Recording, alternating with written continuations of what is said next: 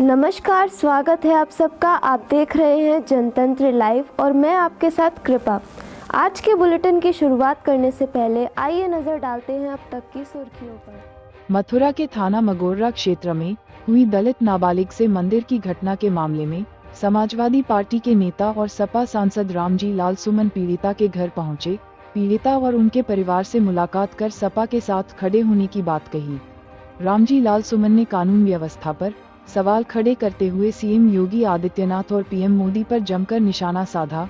रामजी लाल सुमन ने कहा, यूपी में अपराधियों पर पुलिस कोई मनोवैज्ञानिक प्रभाव नहीं है। ये घटना हृदय को झकझोर देने वाली घटना है और इस पीड़ा को वही समझ सकता है जिसका परिवार हो। रामजी लाल सुमन ने कहा कि उत्तर प्रदेश और देश में जो घटनाएं हो रही हैं, इन घटनाओं का जो असर सरकार पर होना चाहिए वो सरकार पर नहीं हो रहा है।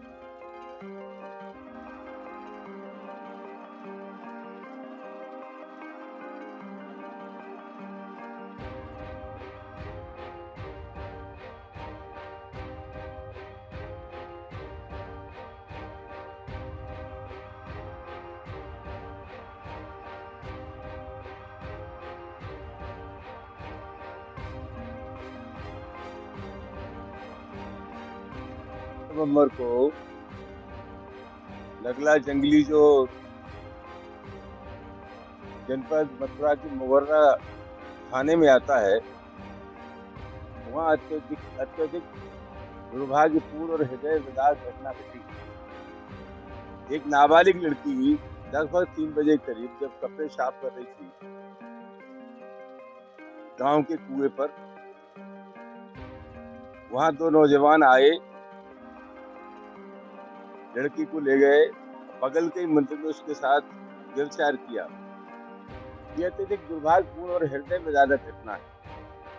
और सबसे अहम सवाल यह है कि जो घटना हो रही है उसका सबसे बड़ा कारण ये है कि पुलिस का इकबाल काम करता है, खौफ काम करता है, पुलिस की संख्या काम नहीं करती।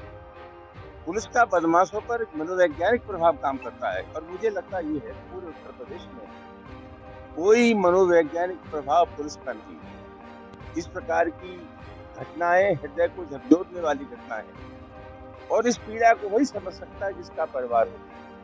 मुझे लगता है कि उत्तर प्रदेश और देश में जो घटनाएं हो रही हैं, इसका एक मूल कारण ये भी है कि इस प्रकार की घटनाओं का जो असर सरकार पर होना चाहिए वो असर सरकार पर नहीं हो रहा है।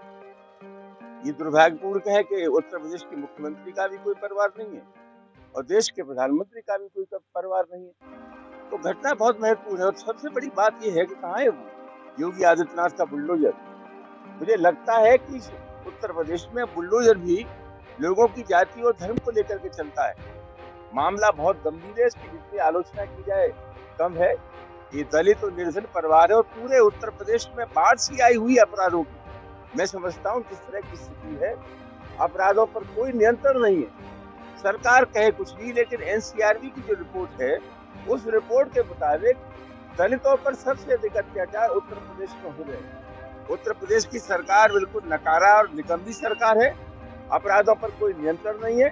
और मैं समझता हूँ कि लंबे सिलसिले से हम मांग करते रहे अधिकारियों के खिलाफ।